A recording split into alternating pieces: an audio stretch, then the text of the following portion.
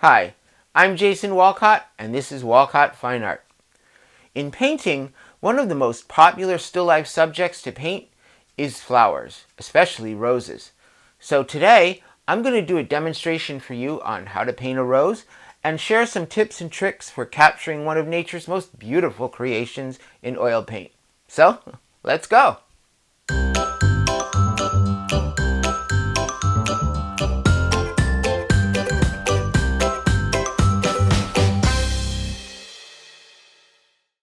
Okay, so here you see I've got a piece of canvas that I toned with a little bit of raw umber just to work on a toned surface, which I like.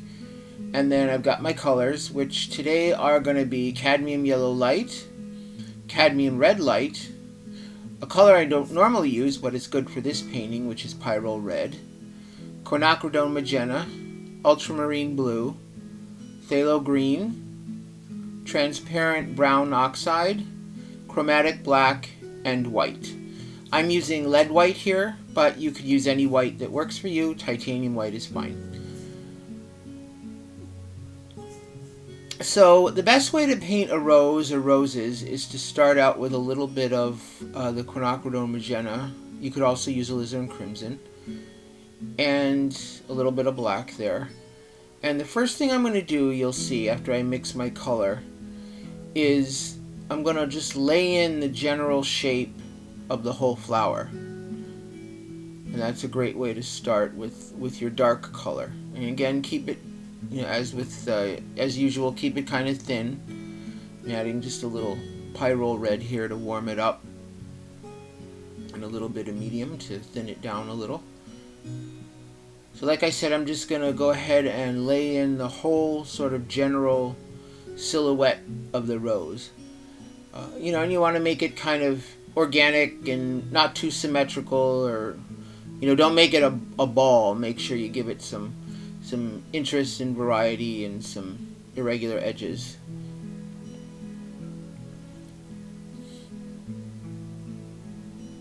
So I'm just laying in the general shape of the flowers here.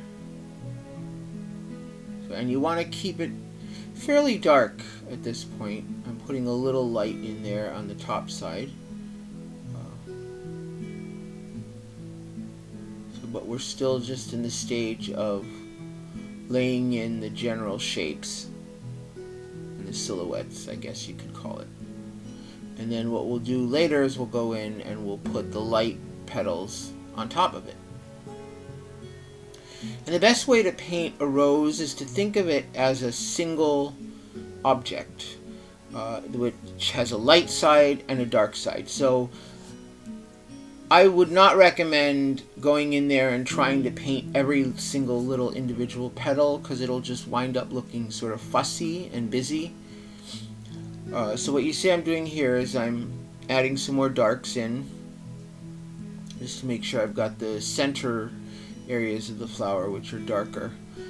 But like I said, remember, if our light's coming from the top left, that the side of the flower that's away from the light source is going to be dark, and then the side of the flower that's toward the light source is going to be lighter. So again, try to think of the blossom, the whole blossom, as having a light side and a dark side.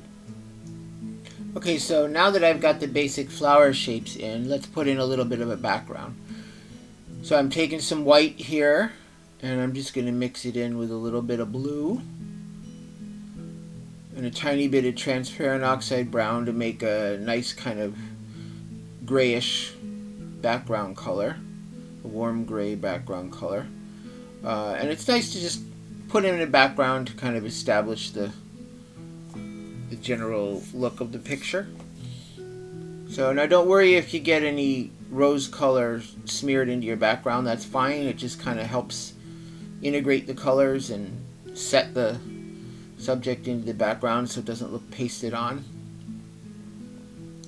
So, and it's always good to vary your background colors and values a little bit.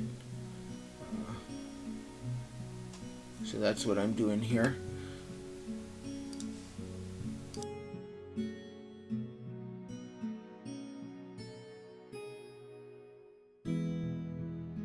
Okay, so now that I've got the background in, let's work go back to working on the flowers.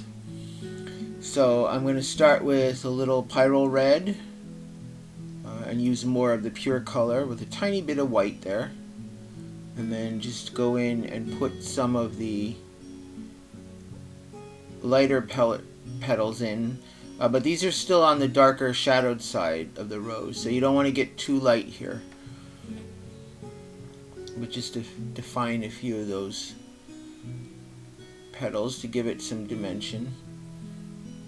Now you see I'm adding some more white here. Just putting in a more intense color at the center of the flower. Now the thing to remember with putting in your lights, what I'm going to start doing here on the light side, is rather than trying to paint each individual petal one by one, is to kind of put your lights in all in one big shape. You know, I mean, not a blob that's solid, but keep the petals sort of together in one value area, and that kind of helps define it as a more three-dimensional form without getting too fussy with trying to paint each individual petal, because if you do that, it's just going to look overworked, and it's not going to look, you're not going to be happy with the way it looks probably. So as you can see, I'm just making a suggestion of petals, but generally keeping the light area of the flower to one side, because I'm continuing to remember to paint it as a larger mass with a light side and a dark side. And it's also a good idea when you're painting flowers, when you start to get into the light areas, to add a little bit of yellow or cadmium red light to warm it up, because that keeps the color from looking too chalky. So you'll see I'm just putting in the light areas here, and I'm keeping them mostly to one side of the flower. But I'm also trying to, the other thing to do is not to make it 50-50. So you try to avoid making the flower exactly half light and half dark. Choose one or the other to be dominant. So in this case, I'm going to leave more of the dark, I think, a little bit than the light areas. But you notice how I'm kind of, running the light areas together so they kind of hang together as a single area of value. And that, again, like I said, will help it give it that three-dimensional form on the light side.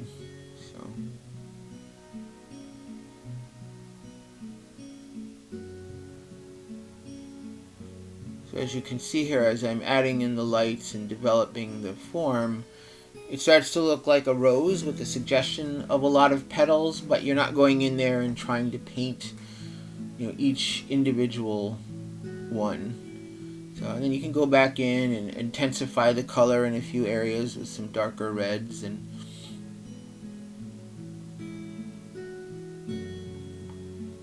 you can also try pulling from the outside in to give it more of a petal form.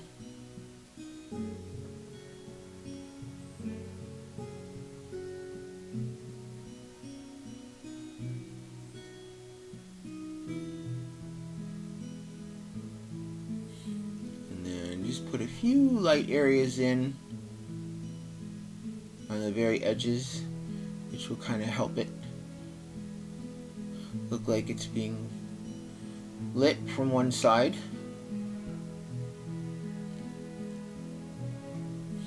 And last but not least, we'll put in some greenery. So I'll take a little Phthalo Green and some transparent Oxide brown to make a dark, sort of olivey green color.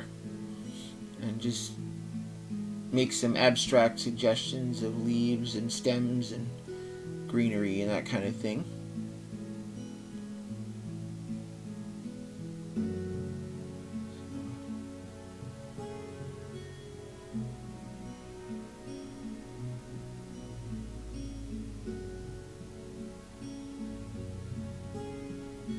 And then using the green to also to define some dark areas helps the flowers stand out a little as well. So, and then if you want, you can go in with some yellow, a little bit of yellow, and add some light areas to the green parts in the light. So I'm just using a little bit of cadmium yellow light and white added to that green mixture that I already had. And just adding in a few highlights here.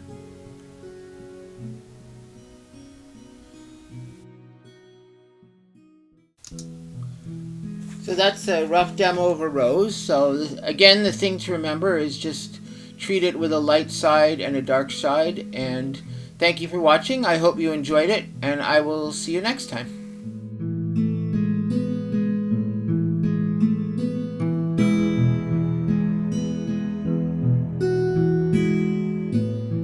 Thanks so much for watching. Go ahead and click on that subscribe button so you won't miss the next video. And why not spread the joy? Be sure to share my videos on your favorite social media. Don't forget to head on over to my website, walcottfineart.com, where you can see my art, read my blog, or when you join my newsletter list, you can win free art. Every month, I'll choose a lucky winner for my email list, and that person will receive a mini original oil painting. There's a chance to win every month, so be sure to sign up today so you don't miss out. Plus, you'll get my fun newsletter. See you next time!